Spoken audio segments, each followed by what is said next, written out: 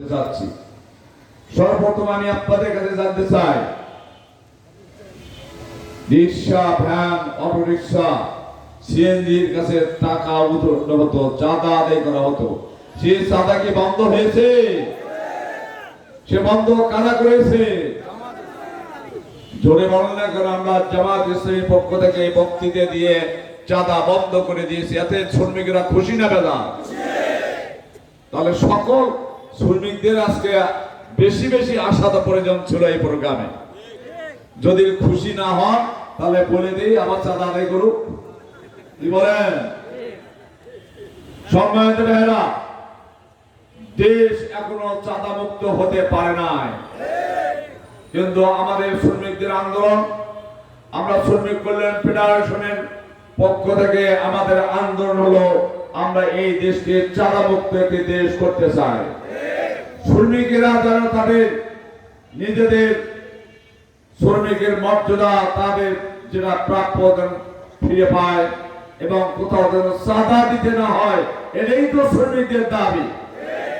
আমরা সেই দাবি আদায়ের জন্য আগামী দিনের জন্য অগ্রসর হয়ে যাচ্ছে।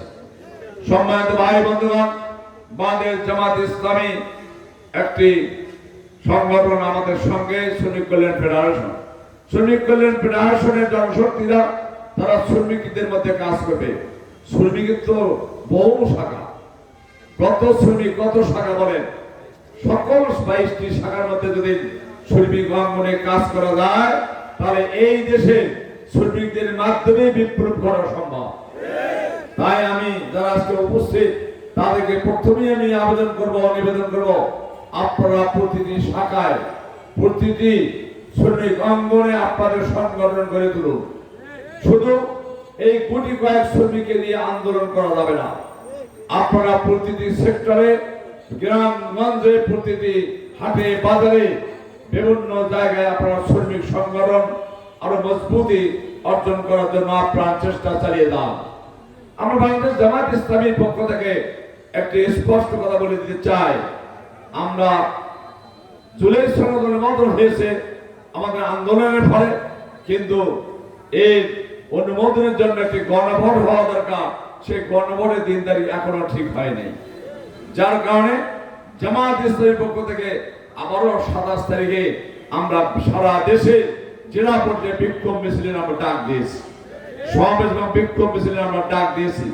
গাইবান্ধা জেলায় আমাদের 3টা থেকে সমাবেশ বিক্ষোভ মিছিল হবে ইনশাআল্লাহ।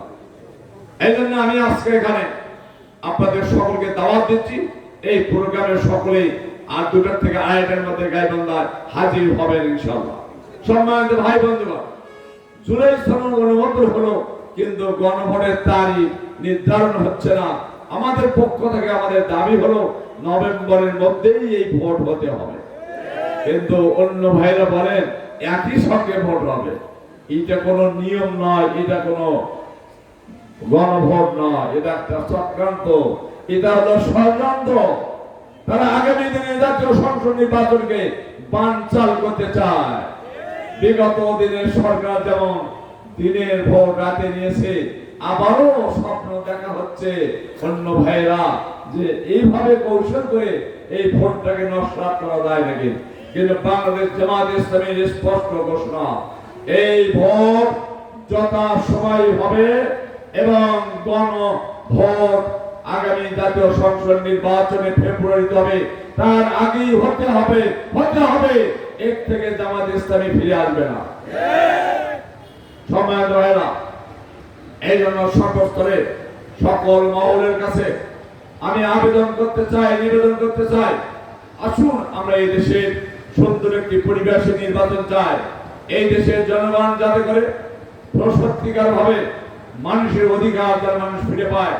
54 বছরে এই দেশের জনগণের অধিকার তারা ফিরে পায় নাই। সেই অধিকার ফিরে দেওয়ার জন্য ন্যায় ইনসাফপূর্ণ একটি সমাজ, ন্যায় ইনসাফপূর্ণ একটি রাষ্ট্র জামাত ইসলামী কায়েম করতে চায়। শুধু জামাত ইসলামী নয়, আমাদের সঙ্গে আরো ছোট ছোট ইসলামী দলদেরকে নিয়ে আমরা ন্যায় ইনসাফপূর্ণ একটি সমাজ, রাষ্ট্র কায়েম করতে চাই। আমরা কোরআনী বিধান